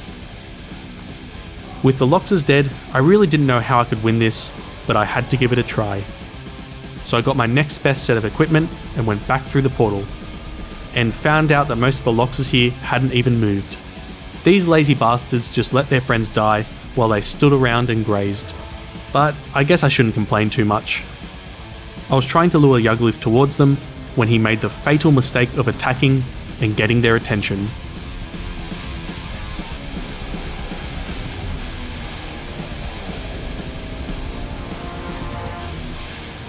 Again, Yagluth killed nearly all of them, but his health was so low. As he was about to attack once more, Swaz177 landed the final blow.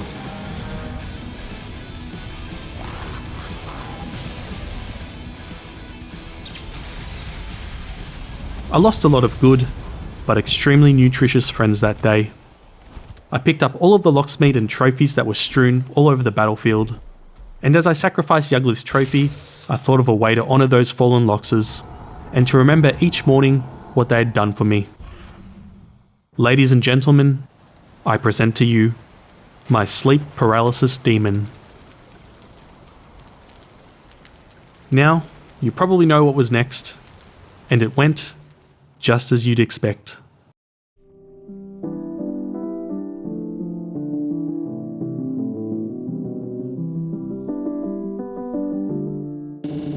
The Mistlands.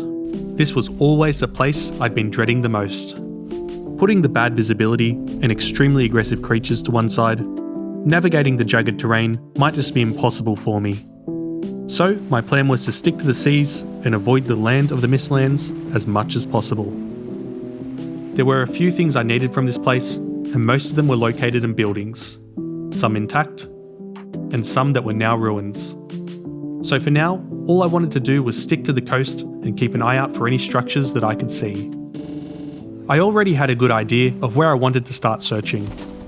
Earlier on in the challenge, when I went to find Bonemass, I saw some mist in the distance. So, after yet another sailing montage, that was exactly where I returned to. By the time I arrived, it was dark, so I landed in a safer Black Forest area for the night. Back at the base, I made myself a wisp fountain. These wisps are used to craft a light that improves your visibility in the Mistlands. So instead of everything looking kind of like this, it would look more like this. Huge difference. I then started to spend a lot of time sailing around the coast. When the mist got too thick, I would need to get really close to the shore just to be able to see anything. The downside of doing this was that I could accidentally attract enemies to me, and since I was trying to conserve my good sources of food, I was an easy target. Apart from the Seeker, I also ended up having a couple of close calls with a serpent, and then a blimp. But so far, I'd always managed to get away from them by keeping the wind behind me. Every night, I'd land somewhere safe and return home so I could refresh my rested bonus and avoid sailing in the dark. The next morning, I would go back and do it all over again. Many days passed without me finding anything that I was looking for. Over this time, there were only 2 noteworthy events. I found a friendly diverger, and I wasted a bunch of time trying to push him onto my boat so he could shoot at enemies for me. He kept escaping my kidnapping attempts, and I eventually gave up. Secondly, at one point I did see some sort of ruin in the distance. As I tried to land, I got attacked by some of the local seekers, who luckily pushed my boat to shore, which let me make an emergency landing. As they were stuck in the water, I used my Frostner to defeat them both without much of an issue. But the ruin I saw from a distance turned out to be completely empty. As I sailed off, at the very least this did give me hope that the plan might just work. After these events, I spent a few more days just following the coastline around while avoiding all the enemies that I could. Eventually, I saw this staircase in the distance, and I knew this time I'd found something important. The problem was that these places were always guarded by seekers, so I wouldn't be able to simply land right there. I set up a portal on a neighbouring island and came back to try and lure them over. It was risky to do this when I was defenceless in the sea, but at least near a workbench I could just repair my boat whenever I needed. I used the sitting log to get onto land, but I realised pretty quickly that getting knocked into the water would be my biggest danger, so I made sure I had the land behind me before taking them on.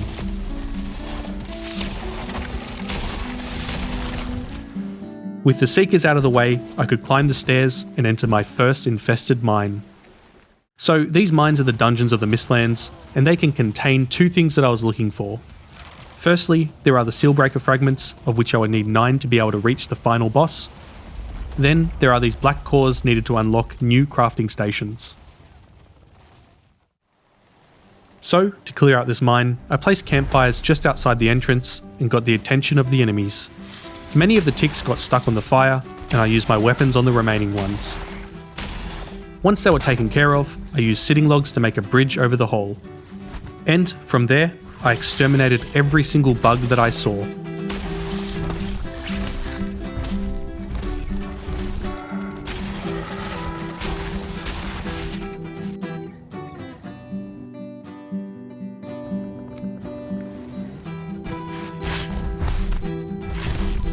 So, after committing some mass insecticide, I only managed to find 1 black core and 1 seal breaker fragment.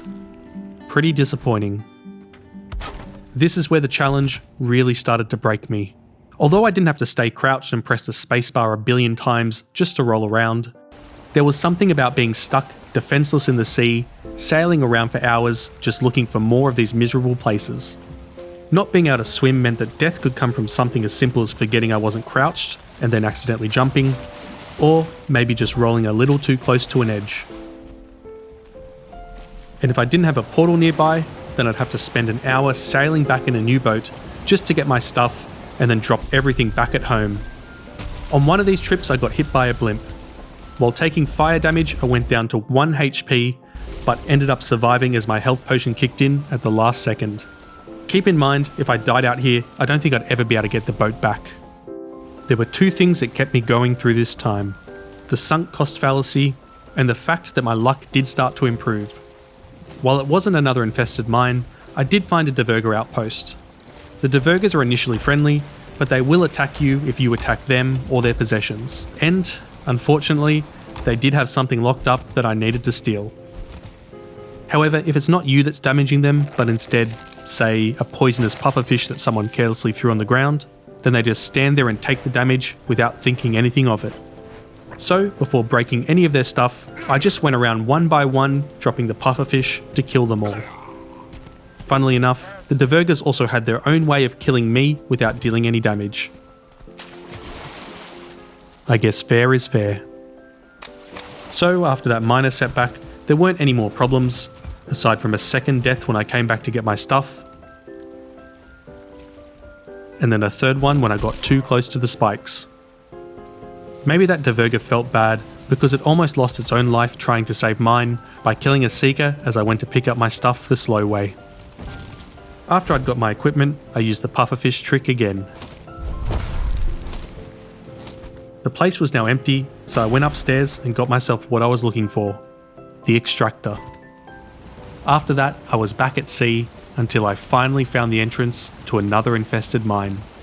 I decided not to land too close, but I managed to attract Seekers to me anyway. Luckily, they thoughtfully helped me off the boat. While I was in bad shape, I had no choice but to turn and fight.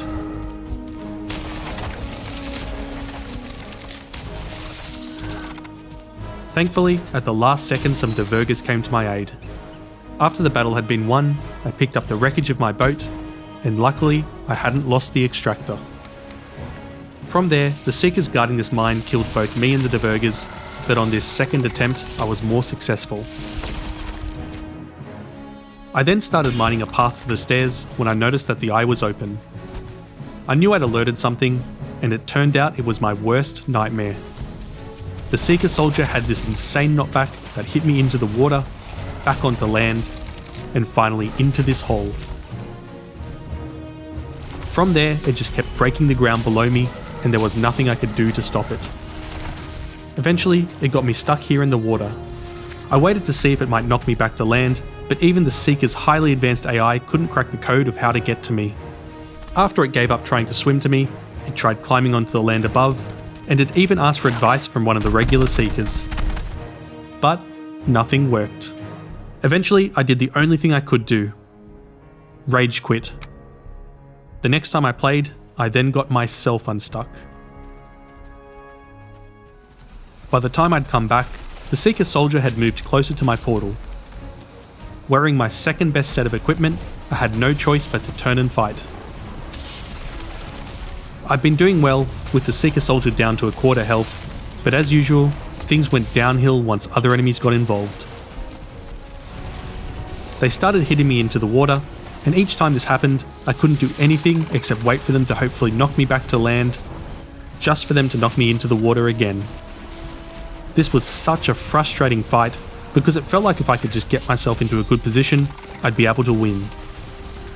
In the end, I almost ended up killing all 3 of them, but this time, I was stuck in the water for good. After waiting for the sea levels in my house to lower, I went back once more, and this is where the Valheim depression cycle really set in once again. I was spotted as I tried to sneak back towards my things, and I didn't last long from there.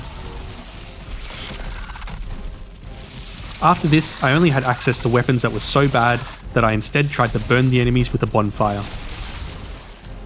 This resulted in 4 more deaths in quick succession until I eventually managed to teleport back without being detected. I could see the footsteps of the Seeker soldier in the distance, and when it moved away a little, I took my chance and snuck over to my best sets of equipment by using a raft to make a couple of trips to my tombstones. Instead of trying to finish off the Seekers, I just ignored them and built a path to the next infested mine. By avoiding making a lot of noise from mining the rock, this time I made it here in peace. So for this infested mine, I made sure to closely follow the directions written on my bug spray. It didn't take long for me to realise that this place was a lot bigger than the first mine, and, not to mention, much more dangerous. Would you believe me if I told you I'd be dead in less than 4 seconds from now? Start the clock.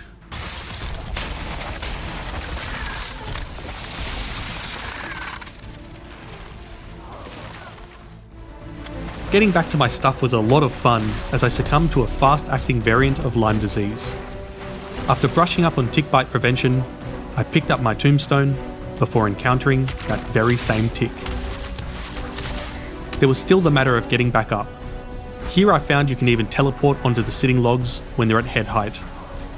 There are very few things the game lets you build in dungeons, and without these logs, I would have actually lost all of these items here forever. This mine was filled with so many more of these horrible bugs, but eventually I exterminated every last one. So all that effort, and what did I have to show for it? 2 Sealbreaker fragments which I found when I first entered the place, and 0 black cores. For a mine this size, that was truly nothing. So at this point, it's fair to say that a lot of things had happened in my time in the Mistlands, and there's plenty more that I've had to skip over. The thing is, this wasn't even a third of the way into my journey in this biome. As you've seen, going on land was too dangerous, so many days were spent at sea, just searching for anything that I needed. But slowly, things started to come together. I saw a building in the distance, so I built myself a staircase to climb the terrain, just like I did in the mountains. Unlike in the mountains, however, fiery death fell upon me from the sky. I'd almost reached another Diverger outpost, and by the time I'd returned, they'd taken out the oversized blimp for me. So after delivering these dwarves some more deadly neurotoxins, I got myself a second extractor and left. This was perfect timing for me because I'd recently found a fairly safe area containing some ancient roots. Here I used these stolen extractors to begin collecting sap, and it started to feel like I was actually making some progress. By itself, sap didn't have that much use for me, but it would become really important when paired with soft tissue, and soon after, I might have just found some. Before I could land, however, I almost had to destroy my own boat fighting some more annoying ticks. Once that was sorted, I realised my iron pickaxe was getting a little old, so I picked up a brand new one made from black metal, and after accidentally wasting a health potion, I started breaking into the giant skull. Inside was filled with Brians, which I could also mine to get soft tissue. I mined all the way into the skull, and eventually I got too carried away and got myself stuck a couple of times. But let's be honest, that's to be expected by now. After this guy stopped pushing my boat away from me, I was soon back out at sea, and I found 2 more infested mines in quick succession. For mine number 3, I lured the Seekers away from the entrance and then picked them off. And for mine number 4, I ended up having to build another elaborate series of staircases over the terrain. The first of these mines was a lot more generous than the other ones I'd already explored, because not only did I get myself 6 more black cores and 2 more Sealbreaker fragments, but I also found the location of the final boss for this challenge, the Queen. No surprises that she was really far away. The iron sledgehammer proved to be such a good investment. Even though by this stage it was pretty outdated, it could still take down a lot of these bugs that often got stuck in these tight spaces, or the ones hiding behind doors. Apart from one close call with a 1-star Seeker, it was smooth sailing as I managed to get through the whole mine without dying once. Mine number 4 was even better, yielding another 7 black cores and 3 Sealbreaker fragments. Here, I did find the limitations of my plan of just hammering everything when I ran into my first 2-star Seeker. However, after sneaking back to my stuff, I managed to fix the situation with, you guessed it, more hammering. Luckily, I would never be bothered by another 2-star Seeker again. Now, one night as I went to bed, a raid started, and I think this was the biggest coincidence in this entire adventure. This was essentially a surprise party for day 500. I honestly never thought I'd have made it this far, and I would have either finished the challenge by now or just given up. But the end was in sight. With all of these black cores, I could now make an Eikthyr refinery, which would combine all the sap and soft tissue that I've been collecting. The output was refined Eikthyr, which was going to be really important for the rest of the challenge. I used the rest of the black cores for a black forge, and made the next tier shield and armour. I did briefly try out the Dead Razor, summoning these skeletons. They seemed like a good way to hunt, but I felt too vulnerable using magic at the expense of my health and stamina. Plus, the noise they made was pretty weird.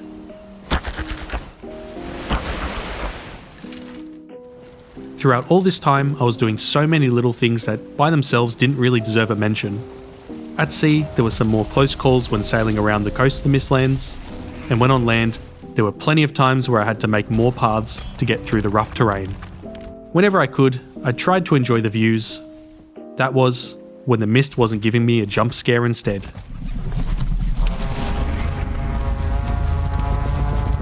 I still needed more materials, so I was mining soft tissue and chopping trees for more Yggdrasil wood whenever I could. On top of all this, I still did a lot of tasks I'd been doing for a long time now, like hunting animals, defending myself from raids, even when it got a little weird at times.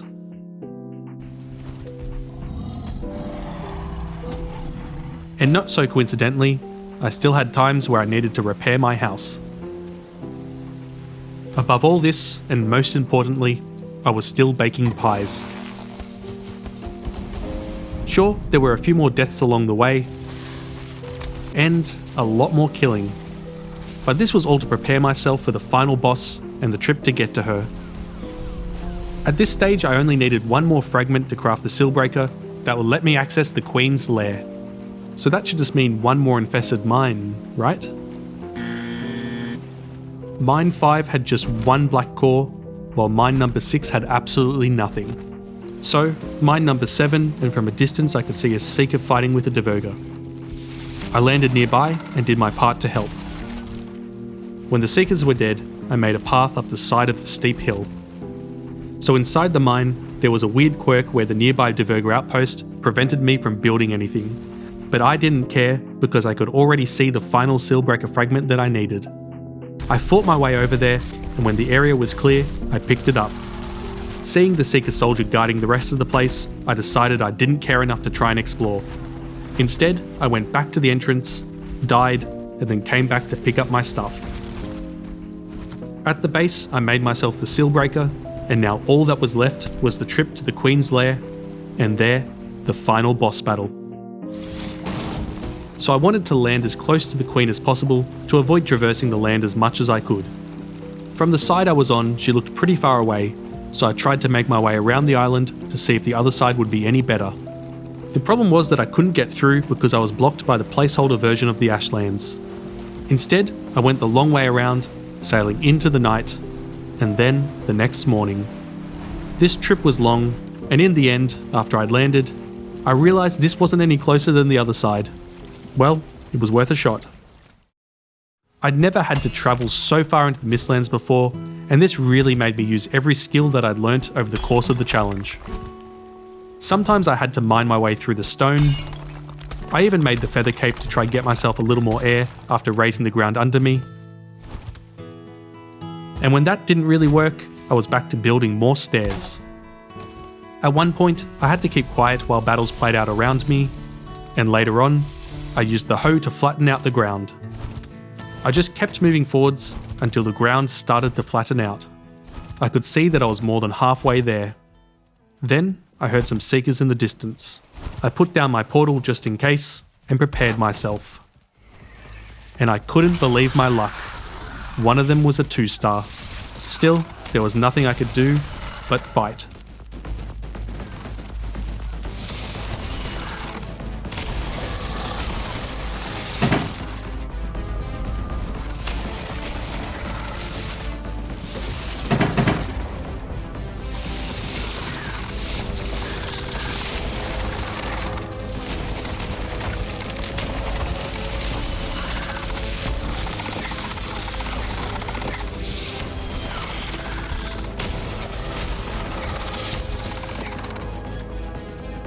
It was so frustrating to kill just one of the 3 regular Seekers when they were all on such low health.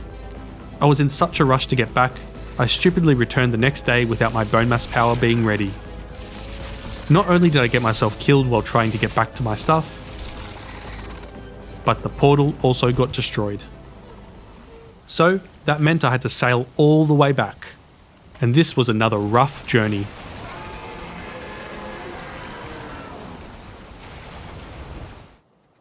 Eventually though, I got close to where I died and made a portal that this time would be out of reach. So I went home and did some gardening, and only after that was done, I slowly made my way over to my tombstone. I took a few trips to collect all my things and hide my spare equipment in chests closer to the portal. Once I was ready, I lured the bugs over. I tried to concentrate on taking out the regular variants, so once they were defeated, I could then fight the 2-star in a 1v1.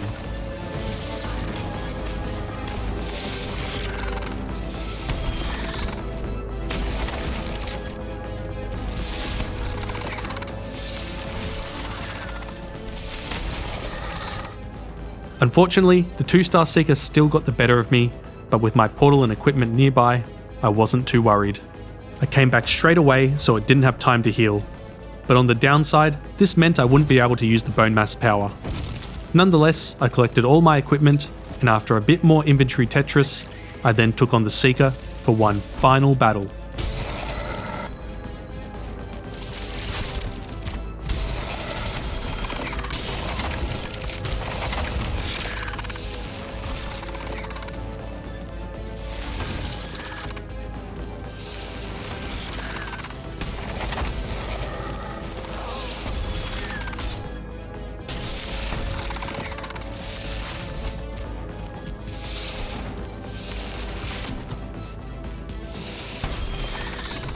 No matter how many times Severe Knee Pain was knocked down, he always got back up, into a crouched position, and continued rolling. And he really did keep rolling until reaching the edge of the Queen's lair. There would be more Seekers guarding the exterior, so I used Bonemass and lured them over. This time there weren't any starred variants, so the fight was a lot easier than the previous one.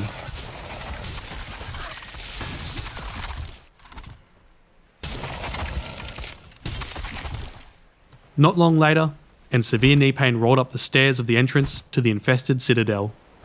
After getting prepared, it was time for the final battle.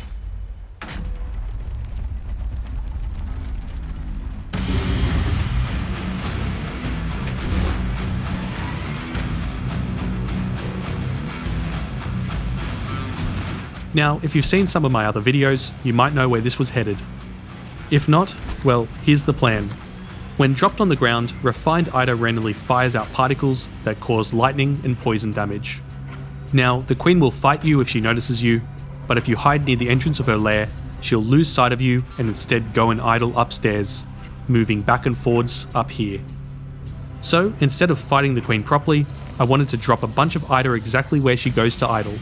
Then, Severe Knee Pain can hide downstairs near the entrance and have a break while the Queen idles on the Ida and dies from radiation poisoning.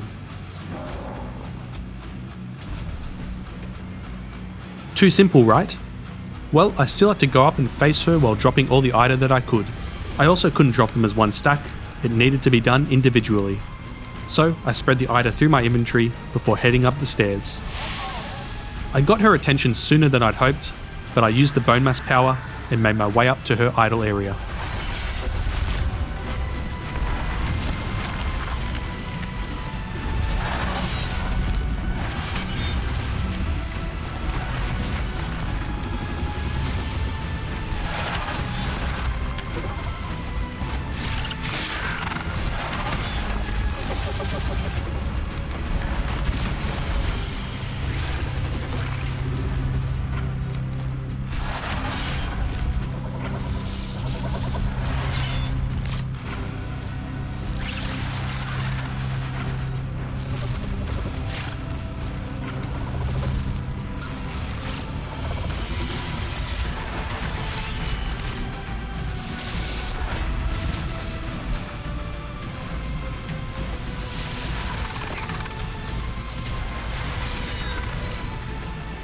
So now the Eikthyr had been dropped, but before going back to hide at the entrance, I took out the Seekers, since they could actually follow me back there.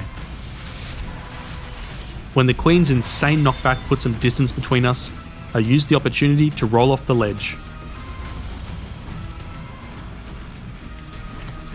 Back at the entrance, I made some campfires to help protect me, and then I took out one final Seeker brood. Eventually, I could see the plan must have started to work, because the Queen began taking damage. Now, all I had to do was wait here for a quick 30 minutes. The problem with doing this is that it just felt like such an unsatisfying way to end the final battle of the challenge. While I sat here downstairs, probably all that happened to the Queen was this. And even if I make it look more like this, it still isn't going to keep your attention. But since I'm an optimist, this is what I'd like to think happened upstairs. Remember, you can't prove that it didn't. Enjoy.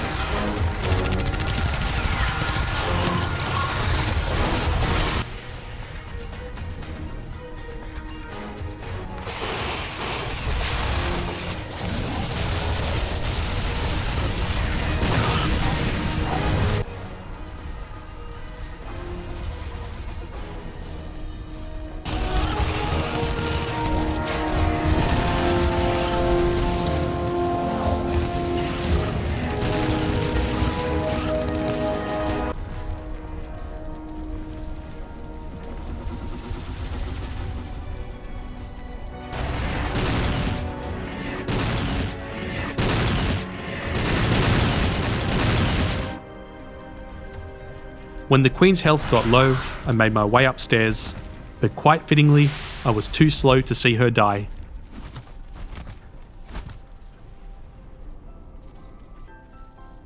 So there was nothing to do except go and pick up all of the pieces, and then hang up the final trophy. And so after a few highs and many, many lows, this long journey finally came to an end. So what have we learnt? Well, I learnt about the 3 most important meals of the day, and that it is possible to beat Valheim without walking, running or swimming. And jumping as well if you're really careful. Well, at least it was possible when I recorded this. This was such a pain that I don't know if I want to even try do this for the Ashlands. Honestly, I think it depends on whether or not there's enough interest there to see it. So let me know what you think, and also whether you'd actually watch it streamed as well. Anyway, I'll leave it here at day 541. While we let Severe Knee Pain catch up with his friends, and mourn the ones he lost along the way, I just wanted to say that more than ever, thank you so much for watching this all the way to the end. I originally stretched this video out to 8 minutes to get the ad revenue, but things clearly got out of hand.